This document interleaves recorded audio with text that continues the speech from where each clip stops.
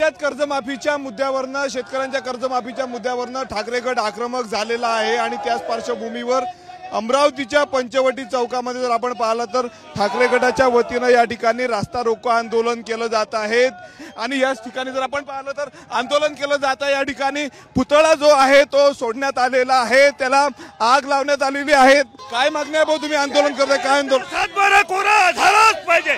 शेतकऱ्यांची क्रूर थत्ता चालवली आहे या देवेंद्र फडणवीस सरकारनं। शेतकऱ्याच्या प्रती आस्था नसलेलं निवडणुकीच्या आधी कर्जमाफी देतो म्हटलं, पण अजूनही कर्जमाफी दिली आणि एक या राज्याचा उपमुख्यमंत्री म्हणतो 21 मार्चच्या आधी पैसे भरा। शेतकऱ्याची थट्टा थांबवणे या सरकारनं थांबवली पाहिजे। तो कृषी मंत्री माणिकराव कोकाटे शेतकऱ्याचा अवमान करतो वारंवार। या सरकारचा कराल तेवढा निषेध कमी आहे। या ठिकाणी आपल्याला पाहायला मिळत आहेत, नारेबाजी केली जात आहे सरकारच्या विरोधामध्ये। सरकारने जे आहे ते कर्जमाफी केली पाहिजे, आश्वासन दिलं होतं ती कर्जमाफी झाली पाहिजे असं जे आहे ते कार्यकर्त्यांनी म्हटलेलं आहे।